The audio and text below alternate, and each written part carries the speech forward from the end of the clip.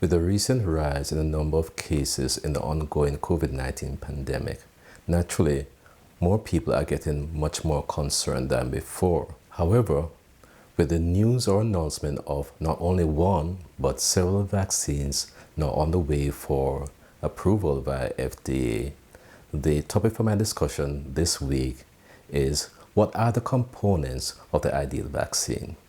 You may want to stick around as we discuss this topic in depth.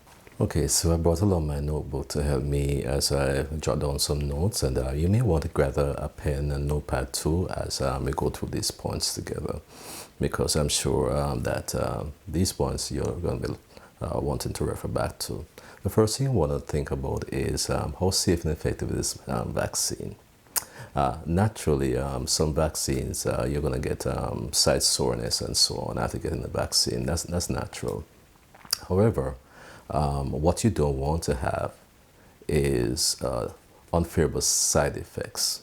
And by that I mean you don't want to get COVID-like symptoms having gotten the vaccine. That's the last thing you want to get. So you want to make sure it is safe and effective. And you want to make sure that having gone through the necessary procedure to get a vaccine, that after all the inconveniences of asking the time off and so on, it's going to be effective. And this leads me to my next point. It will be long-lasting, preferably for at least a year. And my third point I think we need to consider is convenience. And by this I mean, is it going to be a single dose, or is it going to be two or multiple doses? Now, there are some vaccines, like I understand the hepatitis vaccines, that you need to get in more than one doses. However, for the most part, most people find it inconvenient to go to the health center where we're going to get these vaccines more than once. So convenience is a factor, a big factor, I believe, that goes into making this thing effective. What do you think? My name is Earl Hendricks, and welcome. I've just started this channel about 2 months ago, and I'd love for you to go ahead and subscribe so that whenever I release similar videos like this, you'll be notified right away. So let's continue on with our topic for discussion this week. Now, we're talking about the effectiveness of the vaccine and so on, and the convenient factor.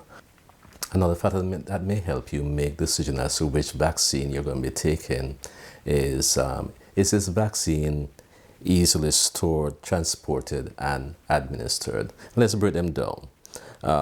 Storage. Some of these vaccines require a certain temperature for you to store them, but there is one in particular that requires specialized equipment. Also, via air or land, trucks or on airplanes, do these specialized vehicles or airplanes, are they going to be having these special refrigerated portions to keep the vaccine at the temperature before it is taken to the health facility for administration? And as we're talking about administration now, at these facilities, do they have the required refrigeration to keep the vaccine stored at the correct temperature before it is administered into your body? Remember now, it's your decision, and these are some of the factors that you might be thinking about. I'm certainly thinking about it.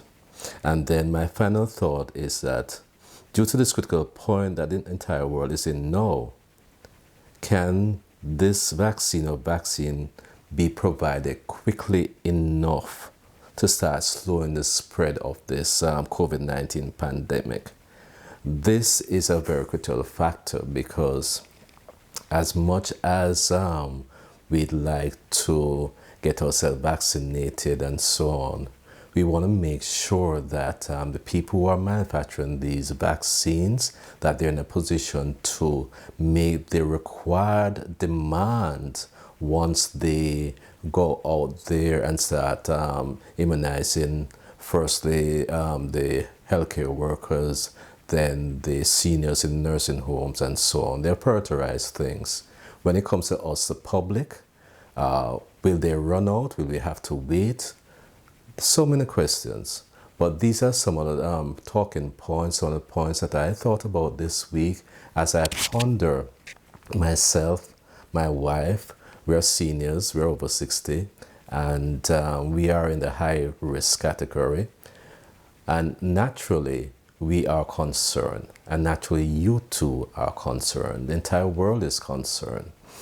We are tired of, all that the things we need to do. We're social beings, and we love to get back to pre-COVID days.